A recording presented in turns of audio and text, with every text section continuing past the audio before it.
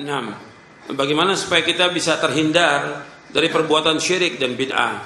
Ya, untuk bisa terhindar dari perbuatan itu, ya kita harus belajar dulu. Itu yang paling penting, kita belajar agama ini, Quran dan Sunnah ala fahmi salaf. Sibukkan diri kita dengan ilmu. Jadi kepada seluruh yang hadir dan juga kepada seluruh pendengar Radio Roja dan juga pemirsa TV Roja yang mudah-mudahan semuanya dirahmati oleh Allah Ta'ala, antum berusaha bagaimana belajar agama yang benar. Datang ke majelis ilmu.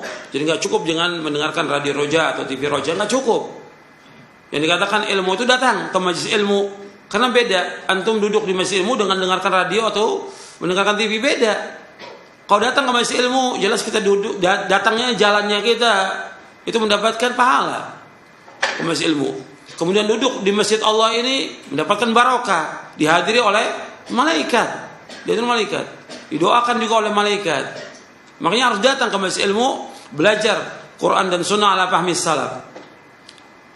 Kemudian yang kedua, kalau disebutkan belajar Quran Sunnah fahmi salaf, yang kedua cari guru yang benar. Ini faktor guru juga menentukan. Guru, makanya dikatakan oleh Muhammad bin Sirin rahimahullah, inna hadzal ilma dinun fanzuru amman takhuduna dinakum. Inna hadzal ilma din, sesungguhnya ilmu ini agama, fanzuru amman takhuduna dinakum. Hendaklah kalian melihat kepada siapa kalian belajar. Kalian belajar kepada siapa? Gurunya siapa? Dia ngerti enggak akidah, ngerti enggak manhaj, ngerti enggak pemahaman yang benar. Itu dulu. Banyak yang membuat juga orang itu sesat. Yang pertama tadi, yang poin pertama tadi enggak belajar dia, ngikut orang banyak. Yang kedua, dia belajar sama guru yang enggak jelas, manhajnya enggak jelas, pemahamannya enggak jelas. Seperti yang kita lihat sekarang banyak orang. Kan juga banyak juga orang yang menisbatkan dirinya kepada salaf, banyak juga. Tapi pada hakikatnya akidahnya enggak benar, manhajnya enggak benar. Orang-orang hizbiyin, harakiyin dan yang lainnya. Enggak boleh. Kita kalau mau belajar, lihat dulu dia. Dia ini dulu belajar kepada siapa? Dan apa kitab yang dikaji? Bagaimana pembahasan dia, benar atau tidak? Lihat. Inna hadzal ilma din fanzuru amman takhuduna dinakum. Juga lihat bagaimana tentang ibadahnya. Sampai dulu orang kamu mau belajar, lihat dulu dia. Ini orang nih benar enggak akidahnya, manhajnya benar atau tidak? Salatnya dilihat dulu, salatnya benar apa tidak? Salatnya dilihat. Kalau salatnya baik, benar dia salatnya, baru mereka duduk untuk belajar. Seperti itu. Enggak seperti sekarang orang dengar ceramahnya enak, retorikanya bagus, belajar. Akhirnya lama-lama apa? Sesat.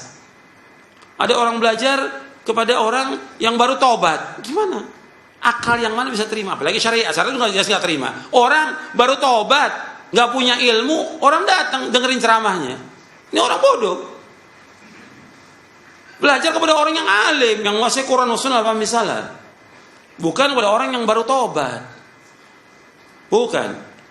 Jadi harus, nggak boleh kita belajar dengan ahlul bidah, tidak boleh, selama-lamanya nggak boleh.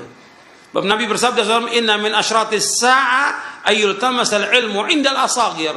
Di antara tanda kiamat yaitu orang belajar kepada ahlul bid'ah. Al-asagir itu ahlul bid'ah. Enggak boleh kita belajar dengan ahlul bid'ah selama-lamanya, enggak boleh.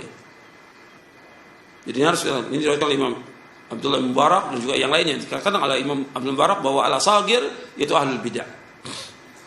Jadi yang pertama tadi kita harus belajar. Yang kedua cari gurunya yang benar. Yang ketiga juga kita harus dukung juga dengan mencari teman-teman yang saleh. Cari teman-teman yang baik. Nah, sekarang kadang-kadang dianggap ya nggak apa-apalah. Dia kan juga tokoh, dia juga dai. Kita gabung dengan mereka. Ini awalnya sepertinya baik gitu, ingin bersatu dengan semua orang. Tapi lama-kelamaan gimana? Bisa nggak keluar dia? Nggak bisa keluar. Akhirnya gabung dan membenarkan perbuatan bid'ah mereka.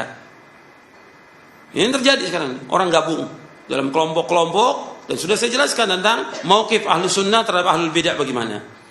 Ketika dia gabung dengan kelompok-kelompok pengajian ahlul bidah, kumpulan ahlul bidah, akhirnya apa?